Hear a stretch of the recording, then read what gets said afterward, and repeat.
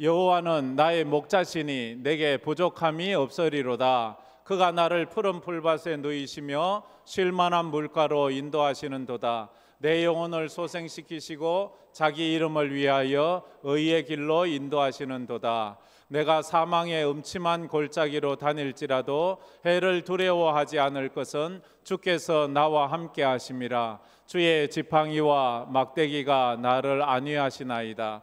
주께서 내 원수의 목전에서 내게 상을 차려주시고 기름을 내 머리에 부으셨으니 내 잔이 넘치나이다. 내 평생에 선하심과 인자하심이 반드시 나를 따르리니 내가 여호와의 집에 영원히 살리로다. 아멘. 아멘. 하나님과 동행하는 그리스도인이라는 제목으로 설교를 하면서 다윗에 대해서 지금 우리가 서로 말씀을 나누고 있습니다. 다윗이 어떻게 하나님과 동행했는지에 대해서 생각을 해보고 있습니다. 그러면서 다윗이 지은 시 중에 가장 유명한 시인 시편 23편을 우리가 또 세 주째 보고 있습니다. 다윗은 어릴 때 목자였습니다. 양을 키웠습니다. 그렇기 때문에 그는 목자와 양의 관계를 누구보다도 더 잘 알고 있었습니다. 양은 어떤 사람인지, 어떤 존재인지, 목자는 또 어떤 사람인지 그걸 너무너무 잘 알고 있었어요. 양에게 있어서 목자는 생사화복의 주관자였습니다. 그래서 양에게 목자 없는 양은 죽은 목숨과도 같은 거예요. 풀밭도 찾을 수 없습니다. 시냇물도 먹을 수 없습니다. 사나운 짐승들에게서 안전해질 수가 없는 거예요. 그래서 다윗은 이런 목자와 양의 관계를 알기에 그가 노년이 되었을 때 지은 시가 23편입니다. 그가 노년이 되어 자기 인생을 가만히 살펴보았어요. 인생을 돌아볼 수 있는 그런 때에 가만히 보니까 자기 인생에 자기가 양 같았어요. 어떨 땐 길을 잃고 어떨 땐 어떻게 해야 될지도 모르고 낙심과 좌절 속에 많이 살았어요. 그러면서 자기가 양이라는 것을 깨닫고 그러면서 동시에 하나님께서 내 인생의 목자가 되어주셨구나. 내가 잘나서 왕이 된 것도 아니고 내가 힘이 있어 골리앗을 이긴 것도 아니고 내가 능력이 있어서 이렇게 이스라엘을 많은 적군들에게서 지켜준 것도 아니라 나에게 목자 되신 하나님께서 내 인생을 지켜주셨구나라는 것을 깨닫게 되어서 이 시편을 지으면서 23편 이 시편 속에는 다윗의 인생이 담겨져 있어요. 이걸 읽으면서 다윗의 인생을 읽어낼 수만 있다면 여러분들은 엄청난 그런 독서의 또 영적인 독서법을 가지고 있는 거예요. 여기서 그런 하나님의 은혜를 끄집어내야 돼. 그래서 다윗은 이 시편 23편을 통해서 자기 인생을 노래하면서 자기 인생에 함께 하신 그 하나님께 간증을 돌려드리는 거예요. 오늘 우리가 이 시편 23편을 보면서 이와 같이 여러분의 인생에서도 하나님의 은혜를 노래하고 간증하는 은혜가 있기를 바랍니다. 그런 측면에서 부탁드립니다. 시편 23편 한번 암송해 보세요. 이걸 암송하자면 그냥 한두 번 읽고 암송하는 거는 천재나 하는 것이고 우리같이 평범한 사람은 꽤 수십 번 아니면 100번 이상 읽고 또 읽어야지 될 겁니다. 그러면서 이 시의 깊은 맛을 느끼게 될 것입니다. 우리는 다윗에게서 배워야 될 것이 있어요. 다윗은 자기가 어릴 때 경험했던 목자의 삶을 하나님과 자기 인생을 풀어가는 하나의 열쇠로 사용했어요. 여러분은 평생 어떤 직업을 어떤 일을 하면서 보내오셨나요? 여러분이 지금까지 해왔던 일이 10년 이상 된 것이라면 여러분은 그 분야의 전문가입니다. 그 분야의 달인이 됐어요. 10년 이상 한 일을 하고 있으면. 그러면 그 일을 통해서 하나님의 은혜를 깨달아 가야 돼. 농부가 농사를 한 10년 이상 지면은 그 농사 한 분야에 있어서는 아주 전문가가 되어야 됩니다. 밖에 빗소리만 들러도 이게 무슨 비인지 알아야 돼. 소낙비인지 지나가는 비인지 계속 내릴 비인지 하늘에 먹구름만 봐도 비가 언제쯤 올는지 이것 정도는 알아내야지 농부가 되는 거예요.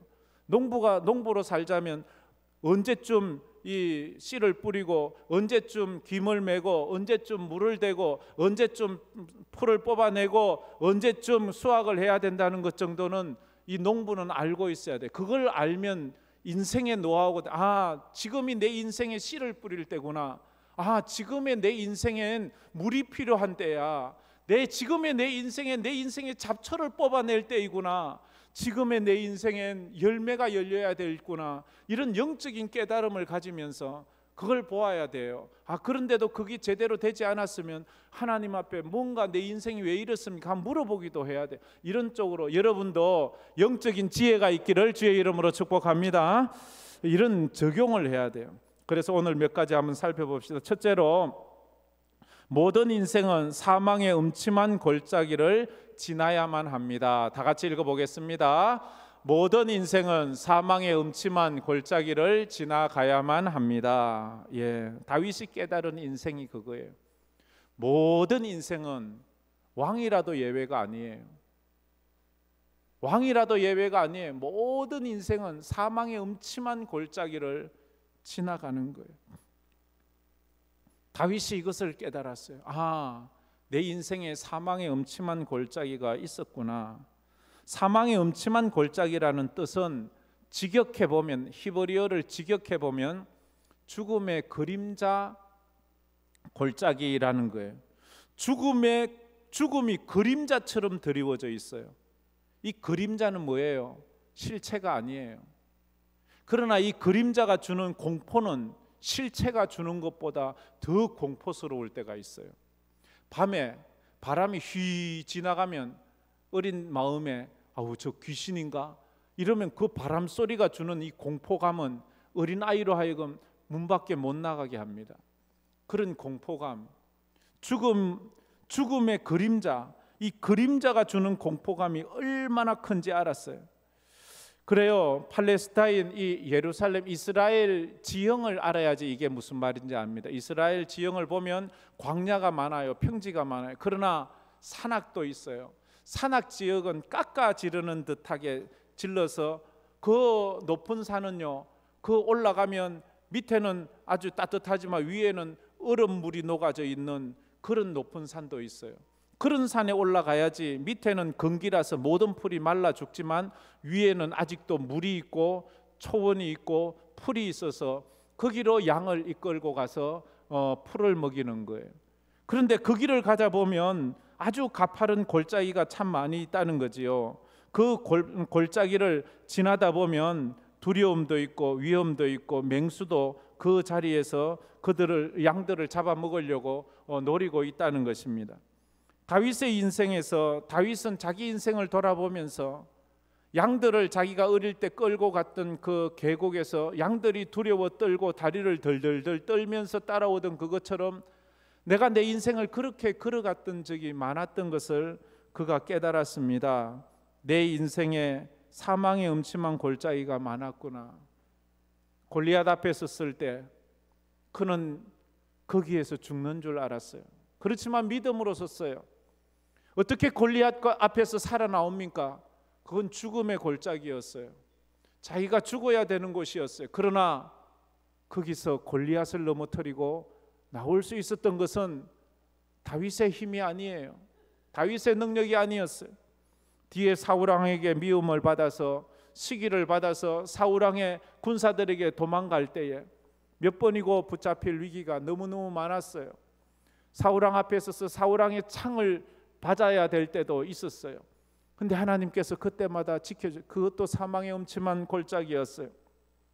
아둘람 굴에 숨어 있을 때, 그가 압살롬 아들의 반란에 의해서 도망갈 때, 아들이 반란을 일으켰을 때 다윗은 신발을 신을 겨를이 없어 맨발로 도망가야만 했습니다.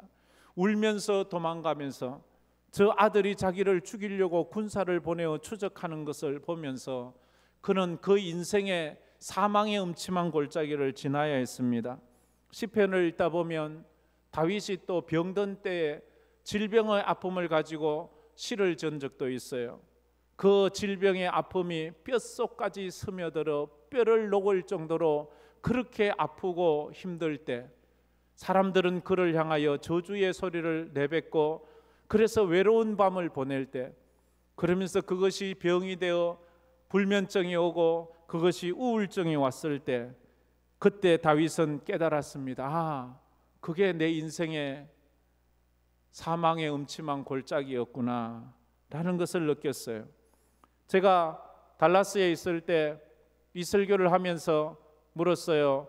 여러분들에게는 이런 사망의 음침한 골짜기가 없었나요? 하니까 그 집사님 중에서 유규영 집사님이라고 계셨는데 고향이 이북 신의주예요.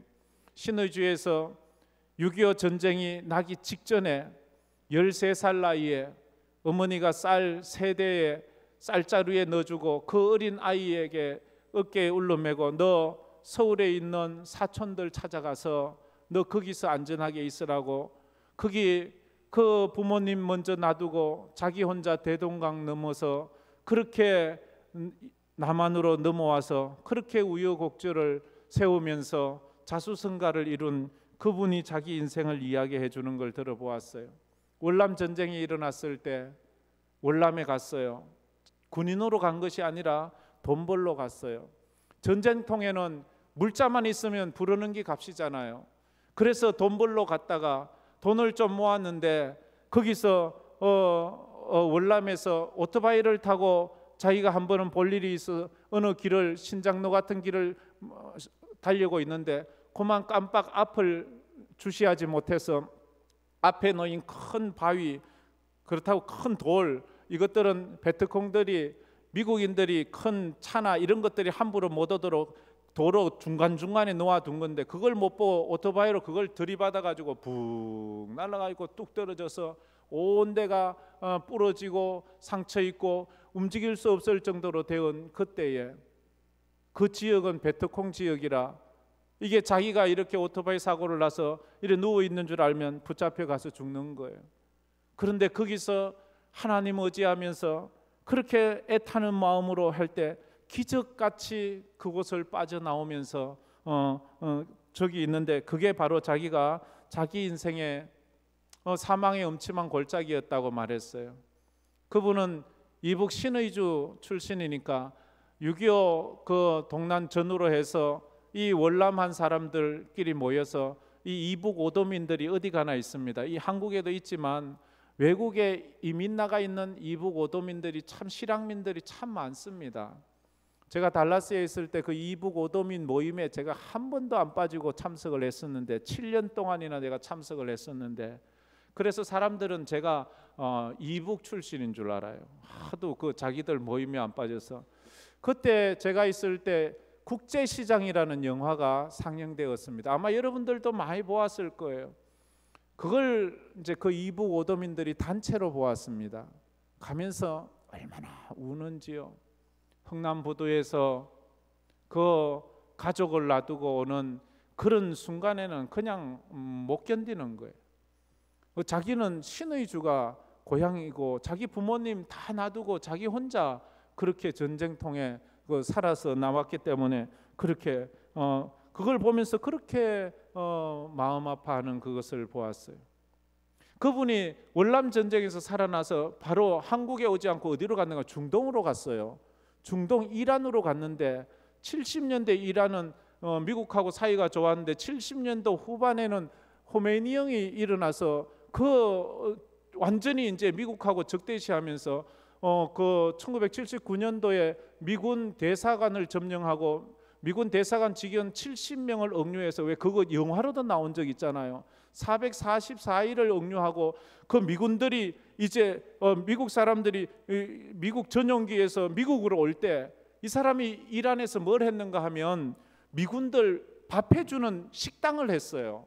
미국 사람은 아니고 미국 뭐 그건 아닌데 미국 대사관 앞에서 늘 음식을 해가지고 그러면 미국 사람들은 와서 이 집에 와서 밥을 먹는 거예요. 근데 미군들이 간다고 하니까 너희들 가면 나 너희들 도와줘서 죽어. 어떻게 나도 가게 해줘 나도 가게 해줘 해가지고 막 생사정을 해서 어떻게 그 비행기를 타게 돼서 그 미군들이 그 이란에서 넘어올 때 그 비행기 타고 미국 가가지고 지금까지 있다가 제가 오기 전에 그 전해에 소천하셔서 그렇게 장례식까지 했는데 인생이 그럴 때가 있는 거예요. 여러분들의 인생에 있어서 사망의 음침한 골짜기는 언제였나요? 무슨 일이었나요? 죽을 것 같았을 때, 죽을 것 같았을 때. 어떤 사람은 질병에 걸려서, 어떤 사람은 부도가 나서, 어떤 사람은 사기를 만나서. 요즘 피택자 교육을 하고 있는데요, 제가 간증을 꼭 시키거든요. 어떻게 예수를 믿게 되었습니까? 어떻게 우리 황금교회는 오셨습니까? 앞으로 황금교회를 어떻게 섬길 것입니까? 황금교회에 대한 꿈과 비전이 무엇입니까? 당신의 기도 제목은 무엇이? 이런 걸 묻거든요. 근데요, 여러 명이 부도난 사람들이 많아. 참, 이 부도라는 게 얼마나 힘든지, 그 남들이 보면 별거 아닌 것 같지만 그 가정은 완전히 파탄 나는 거거든요. 너무너무 힘든 거거든요. 그런 어려움이 사망의 음침한 골짜기에 누구나 다 가는 거예요. 두 번째로, 목자는 양이 사망의 음침한 골짜기를 지날 때 가야 할 길을 잘 알고 있습니다. 우리 다 같이 한번 읽어봅시다. 목자는 양이 사망의 음침한 골짜기를 지날 때 가야 할 길을 잘 알고 있습니다. 인생은 누구나 다 이 사망의 음침한 골짜기를 가야 하는데, 이 세상에서 인생의 실패의 길도 가지만 마지막 진짜 죽음의 길도 가야 하는데 우리는 모르잖아요. 근데 주님은, 목자는 알고 있대요. 우리가 어디로 가야 되는지. 지난번에 말씀대로 양이 뭐예요? 양은 방향 감각이 없어요.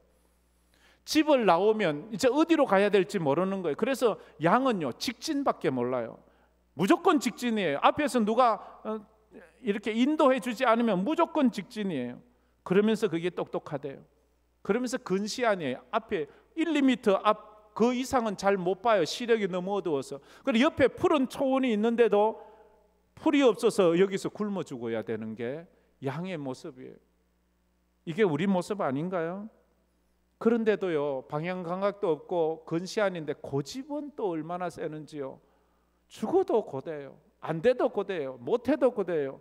망해도 고대. 뭐 그런 게 어디 있어요. 근데 사람이 그런 거 많잖아요. 고집이 얼마나 센지 몰라요. 양이 그래요. 양은 그래서 목자가 아니면 말을 안 들어요. 그러면서도 방어 능력이 없잖아요.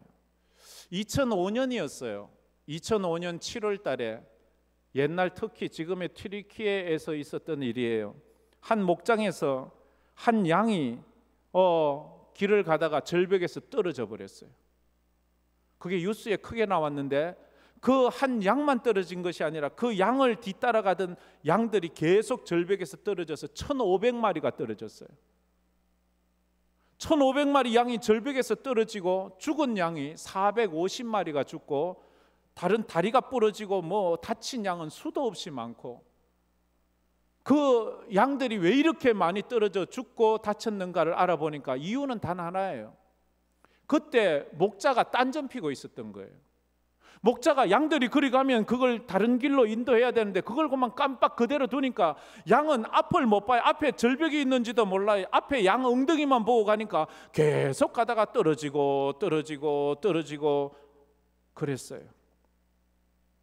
우리가 지난번 이태원 참사를 보면서 마음 아팠던 것이 그거예요. 그 좁은 장소에 10만 명의 인파가 모였어요. 그들이 압사당한 그 골목은 너무나도 좁은 골목, 사람 5명이 옆으로 딱 서면 꽉 쪼이는 그런, 그 너무너무 좁은 데잖아요. 거기에 계속 밀리니까 앞에서 넘어지고 해서 또 밀리고 앞에서는 죽는다고 소리치는데도 뒤에서는 그거 모르고 막 그냥 으쌰 하면서 밀어붙이는 거예요. 앞에서는 죽는데, 그래서 몇 명이 죽어요? 158명이 죽고 196명이 부상을 당해요. 그 좁은 골목 50평밖에 되지 않아요. 그 골목 전체의 넓이가. 거기에 어마어마한 사람이 몰리니까 그래 된 거예요. 그 현상을 뭐라고 말하는가 하면 그걸 갖다가 유체 현상이라고 그렇게 이야기를 합니다. 물의 흐름과도 같다, 이런 뜻을 가지고 있지요.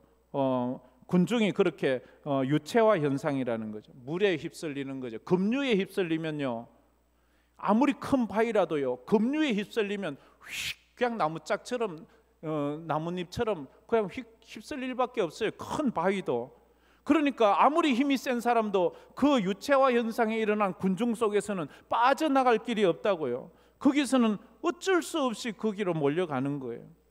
그게 양의 모습이었어요. 저 아프리카에 가면 최고 큰 사막이 사하라 사막이랍니다. 사하라 사막 중간쯤에 가면은 빗셀이라는 마을이 있대요. 빗셀이라는 마을 사람들은 1926년까지 그 마을을 벗어난 사람이 단 한 사람도 없었대요. 왜냐하면 그 사람들이 그 마을을 벗어나려고 수없이 도전을 하고 또 노력을 해보았지만 한 사람도 그 마을을 빠져나갈 수 없었다는 거지요. 그런데 1926년에 영국의 탐험가인 켄 리먼이라는 사람이 거기에 그 마을을 찾아갔어요.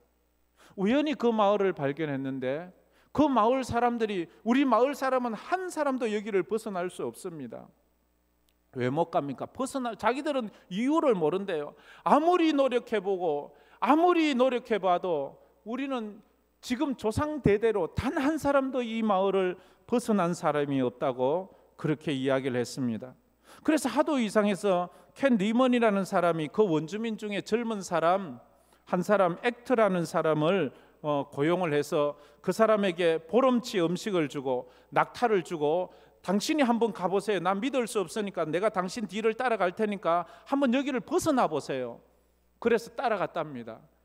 액터가 똑바로 가긴 가는데 낮에는 길을 걷고 밤에는 야영을 하고 이렇게 해서 갔는데 10일 후에 어느 마을에 도착을 했는 거예요. 그래서 알고 보니까 그 마을이 자기들이 출발했던 그 빗셀 마을이에요. 켄 리먼이 깜짝 놀라, 아니 어떻게 분명히 똑바로 갔는데 그 마을로 다시 돌아온 거예요. 왜 이렇게 되었을까? 그가 연구를 해보니까 원인은 하나예요. 액터라는 사람이 똑바로 갔지만 큰 원을 그린 거예요. 큰 원을 그려서 다시 제자리에 온 거예요. 자기 생각으로 똑바로 간 거예요. 이 과학적으로도 이게 증명이 된 건데요. 사람은요, 큰 사막같이 끝없는 길에서 똑바로 가게 하면 누구나 다 제자리에 온대요. 한 10일 정도, 사람에 따라서는 다르지만 사람의 중심이 약간 틀어져서 그렇게 된다는 거지요. 그래서 이 켄 리먼이라는 사람이 액터에게 요번에 한 번 더 하자고 말했어요. 요번에는 낮에는 쉬고 밤에만 걸어가자. 저번에는 낮에만 걷고 밤에는 쉬었거든요.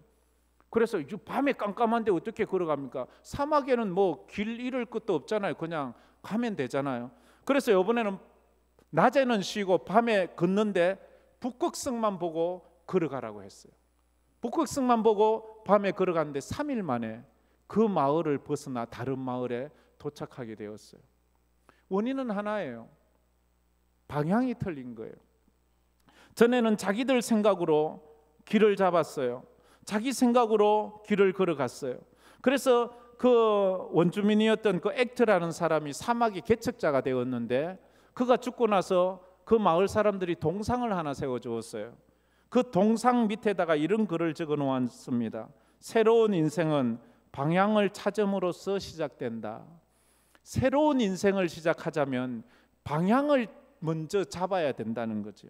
방향을 잡지 못하면 이 방향을 잡는다는 것은 내 생각을 내놓고 북극성을 잡는 것과도 같아요.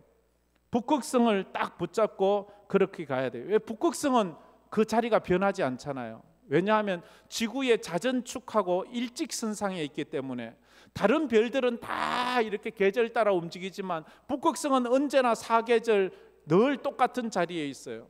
사실 지구가 자전하는 거지 별들이 움직이는 건 아니거든요.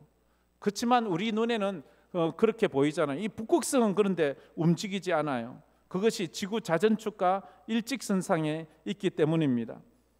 사막길은 북극성이 있어야지 길을 잃지 않습니다. 우리 인생의 길은 예수 그리스도를 방향으로 해야지 길을 잃지 않습니다. 할렐루야. 이 세상 사람들이 이 땅에서 성공해 보려고, 이 땅에서 잘 살아 보려고, 이 땅에서 영생해 보려고 자기들 딴에 온갖 수단과 방법을 안 가리고 해보았지만 결국 제자리로 오는 거예요. 결국 죽는 거예요. 수단 방법을 안 가지고 아무리 이 방법 저 방법 다 써보지만 인간은 이 지구라는 중력을 벗어날 수 없듯이 인간은 죽음이라는 틀 안에서 벗어날 수가 없는 거예요. 그런데 예수님이 오셔서 내가 길이요, 내가 진리요, 내가 생명이요, 그 주님 바라보니까 사람이 이 땅을 뛰어넘어 저 천성으로 영원한 생명을 가질 수 있는 것입니다. 할렐루야. 방향을 제대로 잡는 것이 참 중요한 것입니다. 여러분들은 길을 잘 가고 있습니까? 아니면 계속 다람쥐 쳇바퀴 돌듯이 또 그 길을 또 매년 똑같이 살고 있습니까? 열심히 살았는데 살고 보니까 또 제자리에 온 것 같아요. 열심히 달렸는데 멀리 온 것 같은데 또 제자리에 와 있는 여러분의 모습을 보지는 않습니까? 믿음의 주여 또 온전케 하시는 이인 예수만 바라보자 라고 그렇게 말했습니다. 베드로가 바다에서 빠진 이유가 뭐예요? 예수님을 바라보지 않아서 그래요. 예수님을 붙잡지 않아서 그래요. 예수 만나기 전의 삶은 북극성 없이 사막을 벗어나라고 여행하는 빗셀 마을 사람들과 같은 거예요. 그들은 북극성 없이는 절대로 자기들이 그 마을에서 벗어날 수 없는데도 북극성이 뭔지 모르니까 아무리 노력을 하고 또 해도 여전히 다시 그 마을로 돌아오는 거예요. 이 땅의 길을 벗어나 영생의 길을 가자면 영적 북극성인 예수 그리스도를 목자로 삼아야 되는 것입니다. 방향을 잃은 배는 바다를 항해하는 것이 아닙니다. 방향을 잃은 배는 아무리 평안해 보여도 표류하고 있는 것입니다. 표류하는 배. 여러분들의 인생은 인생의 바다에서 항해하고 있습니까? 표류하고 있습니까? 남들이 볼 때는 멋지게 가는 것 같아요. 남들이 볼 때는 괜찮은 것 같아요. 그런데 영생의 길을 모르고 가는 사람은 지금 표류하고 있는 겁니다. 한번 따라해 봅시다. 나는 표류하고 있는가? 나는 항해하고 있는가? 한번 여러분에게 물어. 여러분은 영생의 길 바로 가고 있습니까? 저 절에도 한번 가보고 저 다른 데도 한번 가보고 거기엔 영생의 길이 없어요. 예수만이 영생의 길에. 왜? 주님이 말했잖아요. 나는 부활이요 생명이니 나로 말미암지 않고는 아버지께로 올 자가 없느니라 주님이 말씀하셨기 때문입니다. 그 은혜를 알아야 돼요. 괴테는 이런 말을 남겼습니다. 괴테는 많은 말을 남겼지만 괴테가 한 말 중에 인생은 속도보다 방향이 중요하다 그렇게 말했습니다. 삶은 속도가 아니라 방향이 중요하다는 것을 우리가 알아야 합니다. 근데 사람들은 속도가 중요하다고 생각합니다. 내가 빨리 집 사야지, 내가 빨리 출세해야지, 내가 남들보다 더 잘 돼야지. 속도가 중요하다고 생각합니다. 근데 속도가 빠르면 빠를수록 방향이 잘못되었을 때는 더 큰 피해를 가지고 옵니다. 더 망하는 길로 가는 거예요. 그 방향이 잘 되면 좀 속도는 느려 보여도 결국은 그의 인생이 성공으로 가기 때문입니다. 우리가 나는 지금 방향을 잘 잡고 있는가, 잘 못 잡고 있는가, 그걸 한번 살펴보아야 됩니다. 목자는 양에게 필요한 것이 무엇인지 잘 압니다. 목자는 양에게 필요한 그것을 찾기 위해서는 어디로 가야 되는지 그 길도 알고 있습니다. 양에게 필요한 것은 푸른 초장, 시원한 물가예요. 그런데 그 푸른 초장과 시원한 물은 저지대에 있는 게 아니라 고지대에 있어요. 그 푸른 초장을 찾아가다면 산을 올라가야 되는 거예요. 이 이스라엘 지형에서는 그 산을 올라가자면 협곡을 지나가야 되는 거예요. 그냥 푸른 초장이 있고 쉴만한 물가가 있는 게 아니에요. 그래서 지금 그곳으로 인도하는데 이 위험한 이 골짜기에는요, 참 왜 위험한가 하면 병약한 양이나 뒤처진 양이나 목자 말 안 듣는 양을 딱 노리고 있는 맹수들이 있어요. 사자들이 있고 늑대들이 있고 그리고 뱀들이, 독사들이 있고, 그래서 목자 말 안 듣고 뒤처진 약하고 좀 이래 불순종하는 그 양들은 언제나 사나운 맹수의 먹이가 되기 때문에 위험한 거예요. 거기는 또 비좁은 길이에요. 발 한 번 삐끗 잘못하면 낭떠러지로 떨어져서 죽어야 되는 곳이에요. 그렇지만 그 길을 지나가지 않으면 저 초원으로 갈 수 없기 때문에 이 목자는 그들을 인도하는 거예요. 목자만 있으면 걱정 안 해도 돼요. 목자가 그 길을 잘 알고 있기 때문이에요. 위험한 골짜기를 지나면서 양들은 이제 성숙해 갑니다. 양들은 이제 어른 양이 되어 갑니다. 우리도 그렇지요. 철없어 보였는데, 아주 철부지였는 것 같았는데, 인생을 살면서 산전수전 하나하나 겪으면서 어른스러워져 가요. 참는 법을 배워요. 우는 법을 배워요. 그렇게 성숙한 인간이 되어 가지 않습니까? 철부지인 것 같았는데, 여러분들도 그렇지 않았습니까? 인생도 고난과 어려움의 장소에서 인생이 더 깊어지고 더 성숙해지잖아요. 깎이고 다듬어지고 급하고 울퉁불퉁한 성격들이 맨지리하게 닦여져서 아주 부드러운 인생으로 되어가지 않습니까? 고난을 통과한 사람은 딱 보면 알 수 있어요. 그 사람의 말이 달라요. 그 말이, 고난을 겪은 사람은요, 얼마나 정제되고 다듬어졌는지 몰라요. 자기가 아파 봤거든요. 자기가 배고파 봤거든요. 자기가 억울해져 봤거든요. 자기가 잠 못 자 봤거든요. 그런 사람은요, 힘들고 어려운 사람 보면 그 감정을 같이 이렇게 동감해 줄 수 있는 건 아니에요. 그렇게 고난을 통과한 사람은 하루하루 삶을 살면서 삶을 대하는 태도가 달라요. 이 하루가 얼마나 소중하다는 것을 알고 내 지금의 삶이 얼마나 귀하다는 것을 알면서 하루하루 한 달 한 달을 마치 우리가 성찬 예식에 참여해서 성찬의 떡과 포도주를 받듯이 그 하루를 정말로 거룩한 마음으로 받아서 귀하게 살려고 노력해요. 전에도 얘기 드렸는데 어느 날 저희 선배 목사님이 저에게 이런 말을 해요. 김 목사, 나는 우리 아이들을 20번을 못 보내, 이렇게 말해요. 그래서 제가 무슨 그런 말씀을 하세요. 아직도 목사님 건강하고 자녀들 다 있는데 뭐 그런 말. 아니야, 난 우리 아이들 1년에 한 번 보거든. 땡스기빙 때나 보는 거예요. 타주에 살고 이러면 그래요. 여기도 서울 있는 자녀들 뭐 1년에 몇 번 못 오잖아요. 그런데 1년에 한 번 보는데 자기가 지금 계산해 보니까 아무래도 자기가 20년을 더 살기가 어려운 거예요. 그러면 20년 살아도 20번 보는 거예요. 그래 얘기를 하니까 그게 가슴에 확 와닿는 거예요. 나는 우리 아이들 몇 번 볼까? 난 아직 젊은데. 근데 제가 1년에 한 번씩 아이들 못 보거든요. 그게 뭐 2년에 한 번은 지금 보려고 노력을 하는데 그것도 쉽지 않아요. 여러분은 어때요? 그럼 여러분은 앞으로 하나님 앞에 예배 드릴 날이 예배를 몇 번 드릴 것 같아요? 주일 예배를 몇 번 드릴 것 같아요? 나는 뭐 아직도 1000번, 10,000번은 더 드리겠지. 1000번을 드린다고 해도요, 그거 1년이면 주일만 해도 52번인데요. 뭐 또 다른 새벽 예배 열심히 오른 분들은 또 다르겠지만, 그래요. 우리가 인생의 고난의 그 사망의 음침한 골짜기를 지난 사람은 삶을 대하는 태도가 달라요. 굶어본 사람은요, 음식이 얼마나 소중하다는 것을 알아요. 아파본 사람은요, 건강이 얼마나 소중하다는 것을 알아요. 인생을 얼마나 간절하고 절박하게 경건하게 사는지 몰라요. 순간순간을 정말로 허비하지 않고 쓸데없는데 낭비하지 않고 가치 있게 살려고 애를 쓰고 몸부림써요. 아이고, 내가 오늘도 괜히 화냈구나, 내가 오늘도 괜히 쓸데없는 그런 시간을 보냈구나, 이렇게 아쉬워하면서 그렇게 하나님 앞에 믿음으로 살려. 이게 성도가 다른 거예요. 사망의 음침한 골짜기를 지나온 사람은 다른 거예요.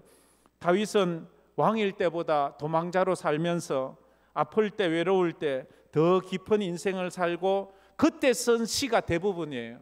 다윗이 왕으로서 평안하고 정말로 할 일 없고 걱정 근심 없을 때 쓴 시는요, 거의 없어요. 전부 다 힘들고 어렵고 아프고 눈물 나고 그럴 때 쓴 시들이에요. 욥의 글이 왜 그렇게 우리의 가슴을 감동하고 울리는가요? 욥이 그 인생의 정말로 지옥 같은 고통 가운데서 그가 믿음으로 견디고 살아갈 때의 이야기예요. 사람이요, 머리를 움직이는 말보다 가슴을 움직이는 말에 사람은 움직이게 돼 있어요. 사람은요, 머리를 움직이는 말보다 가슴을 움직이는 말인데, 가슴을 움직이는 말은요, 논리적이지 않아요, 이론적이지 않아요, 이성적이지 않아요. 그런데도 가슴을 울리는 이유는 뭔가 하면 우리 삶이기 때문에, 내 삶이기 때문에. 삶을 이야기하면 내 마음이 흔들리는 거예요. 왜냐하면 그건 내 삶이거든요. 나도 그런 적이 있거든요. 그렇거든요. 그래서 이렇게 욥기서 23장 10절에 욥은 또 이렇게 말했습니다. 우리 다 같이 한번 욥기서 23장 10절 다 같이 읽어보겠습니다. 그러나 내가 가는 길을 그가 아시나니 그가 나를 단련하신 후에는 내가 순금같이 되어 나오리라. 이것이 믿는 거예요.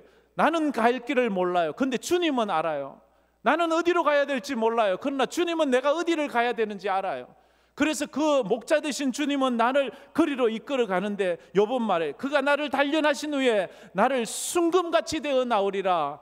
다윗은 고백을 했어요. 그분이 나의 목자시라서 이 사망의 음침한 골짜기에서 나를 이끌어 저 푸른 초장 하나님의 나라로 인도해 주실 것이다. 지금은 힘들고 어렵지만 결국 내 인생은 하나님의 품에서 눈 뜬다. 할렐루야.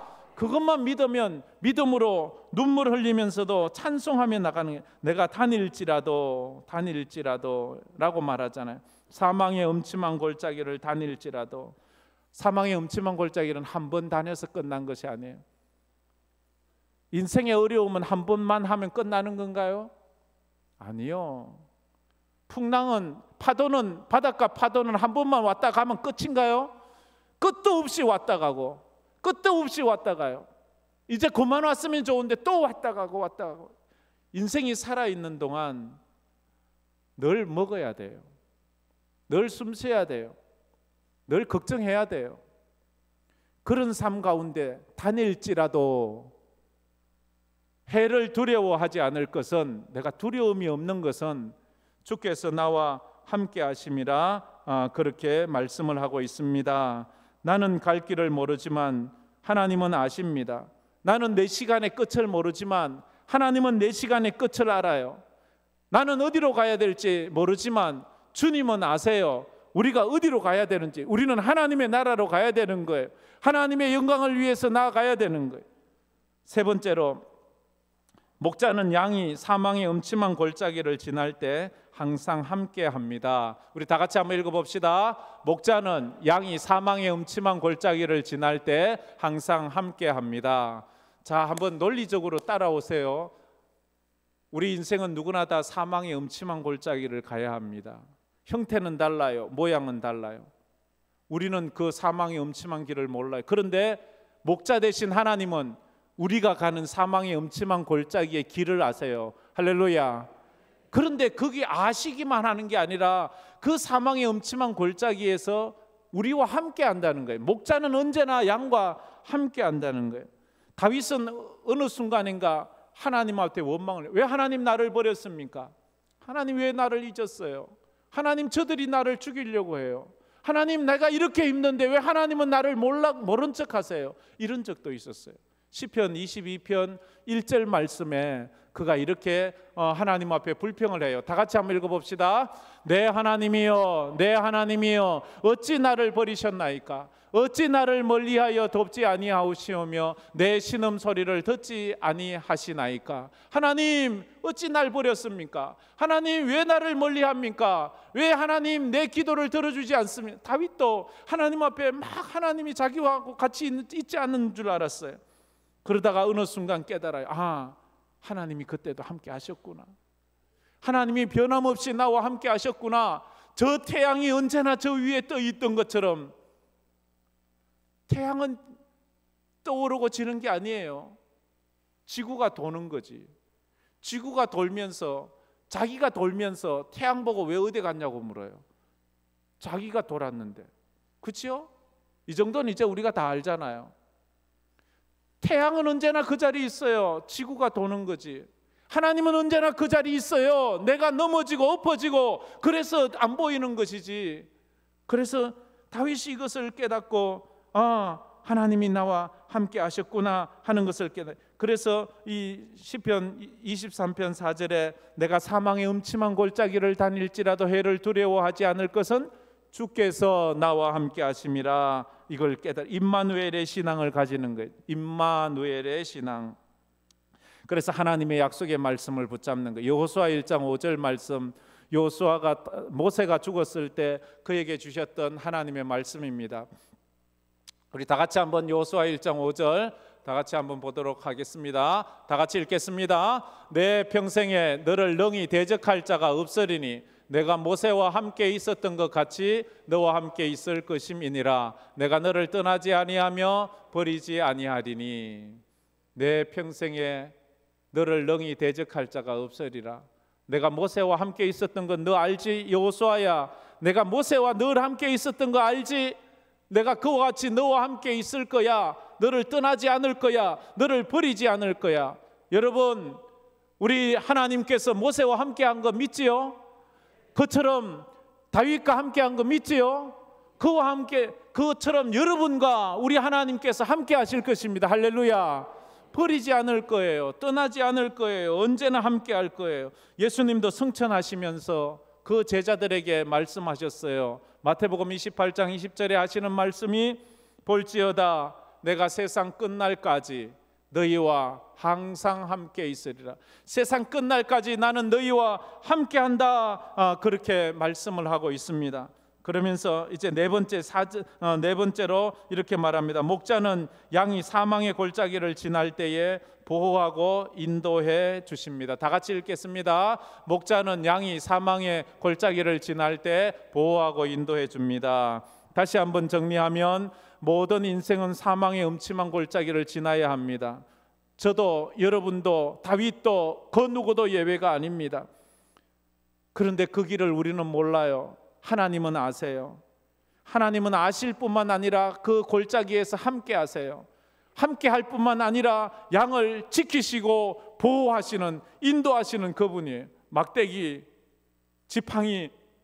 지팡이로는 인도하시고 막대기로는 보호해 주는 거예요. 그래서 우리가 이 한 주간도 이 믿음으로 승리하는 여러분들 되기를 바랍니다. 그런 마음으로 마지막으로 우리 4절 말씀 다 같이 한번 읽어보겠습니다. 4절 다 같이 읽겠습니다. 내가 사망의 음침한 골짜기로 다닐지라도 해를 두려워하지 않을 것은 주께서 나와 함께 하심이라. 주의 지팡이와 막대기가 나를 안위하시나이다. 이사야서 43장 2절 말씀도 우리 한번 믿음으로 다 같이 한번 읽어보겠습니다. 내가 물 가운데로 지날 때에 내가 너와 함께 할 것이라. 강을 건널 때에 물이 너를 침몰하지 못할 것이며 내가 불 가운데로 지날 때에 타지도 아니할 것이요 불꽃이 너를 사르지도 못하리니. 아멘. 아멘. 들은 말씀을 붙잡고 우리 한번 찬양을 하면서 나가겠습니다. 이 찬양하면서 말씀 붙잡고 기도하고, 지금 물 가운데를 지나는 분이 있습니까? 불 가운데를 지나는 분이 있습니까? 사망의 음침한 골짜기를 지나는 분이 있습니까? 믿음으로 주님과 동행하는 분 되기를 바랍니다.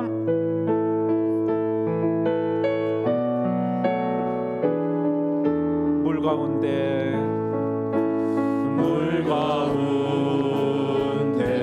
지날 때에도 침몰치 않으며 불 가운데 행할 때에도 너를 상치 못하게 하시니. 그래요, 우리는 인생이 불 가운데 있을 때가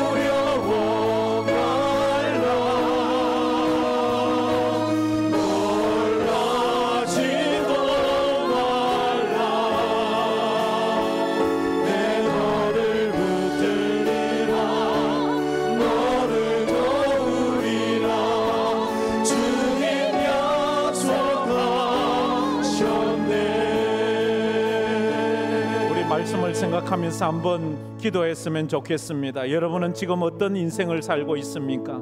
사망의 음침한 골짜기를 지나가고 있는 분은 없습니까? 육체적인 질병 때문에 물 가운데를 지나는 것 같이 끝없이 눈물의 시간을 보내고 있는 사람도 있습니다. 불 가운데를 지나고 있는 것처럼 사방이 뜨거워서 견디지 못하는 아픔이 있는 사람도 있습니다. 사망의 음침한 골짜기는 누구도 피해갈 수가 없습니다. 누구나 다 가야 하는 길입니다. 그런데 그 길에 가야 하는 길을 우리 주님만은 아십니다.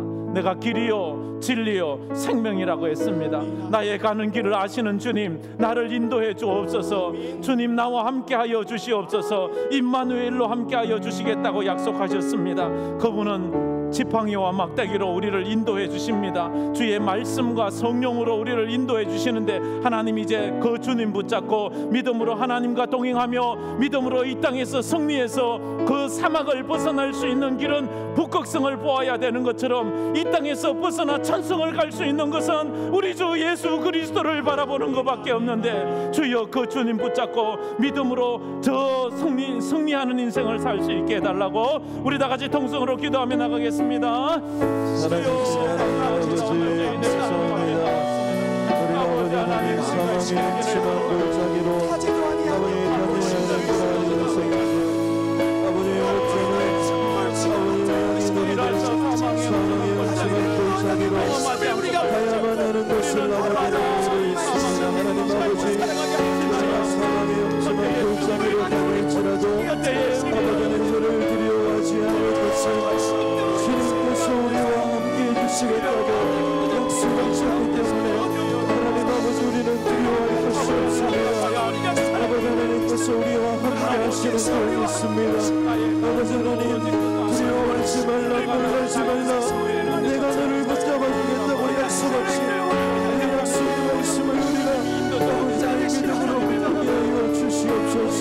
아버지 하나님, 주의 지팡이와 막대기가 땅에 아버지 하나님 하시겠다라고 약속하고 있습니다.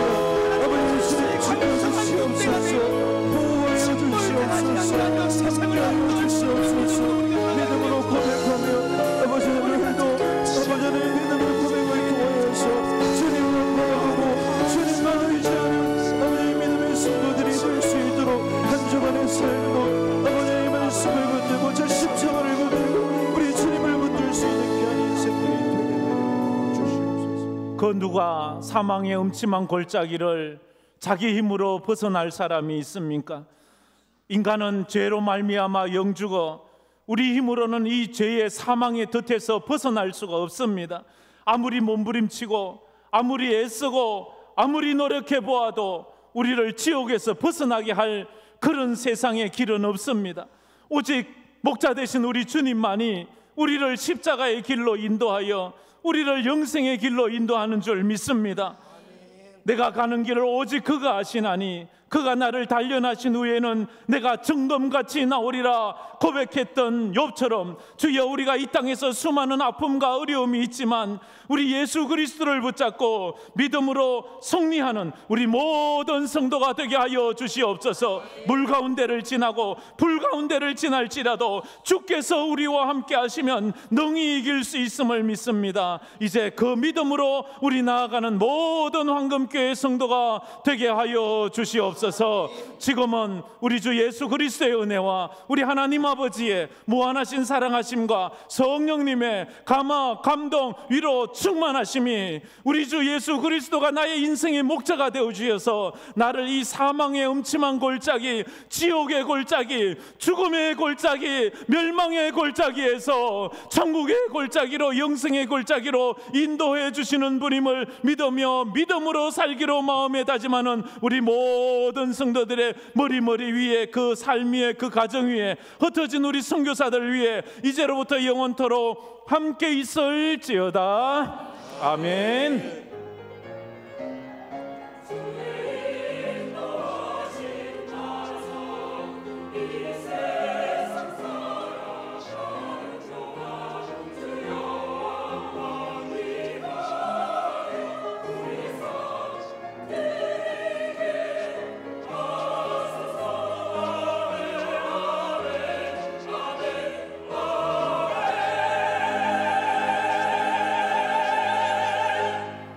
할렐루야.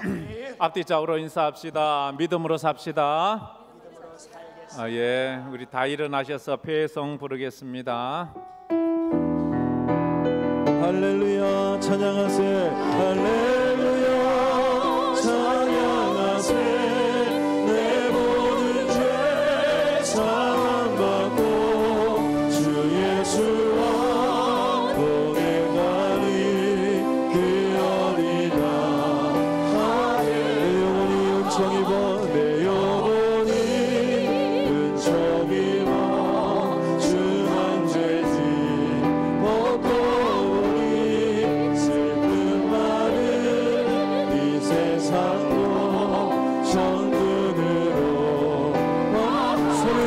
고백합니다. 할렐루야 찬양